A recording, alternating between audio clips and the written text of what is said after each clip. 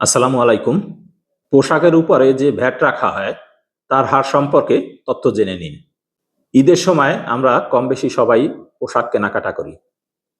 এই পোশাকের উপরে যে সরকার ভ্যাট কেটে নেয়, সে ভ্যাটের হার সম্পর্কে আমাদের জানা থাকলে সেক্ষেত্রে আর্থিকভাবে ক্ষতিগ্রস্ত হওয়ার সম্ভাবনা কম। পোশাকের উপর যে ভ্যাট কাটা হয় সেটা সম্পূর্ণ বৈধ এবং এই ভ্যাটের হার সরকার কর্তৃক নির্ধারিত থাকে। আমরা যে ব্র্যান্ডের কাপড়-চোপড় কিনি, সেই ব্র্যান্ডের কাপড়-চোপড়ের উপরে ভ্যাটের হার 10%। ২০২৫ সালের জানুয়ারি মাসে 15% থেকে এই ভ্যাটের হার কমিয়ে 10% করা হয়েছে। নন ব্র্যান্ডের পোশাকের উপরে ভ্যাটের হার 7.5%। এছাড়া সুপার শপ থেকে আমরা যে কেনাকাটা করি, সেক্ষেত্রে কিন্তু কোনো ধরনের ভ্যাট দেওয়ার প্রয়োজন নেই।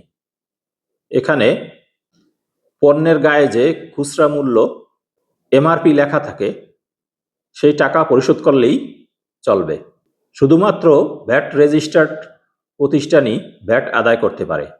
কেনাকাটার সময় আমাদের যে ক্যাশ মেমোটা দেওয়া হয়, সেখানে কত পার্সেন্ট ভ্যাট কাটা হয়েছে সেটি দেখে নিলে আমরা আর্থিকভাবে ক্ষতিগ্রস্ত হওয়া থেকে রক্ষা পাব।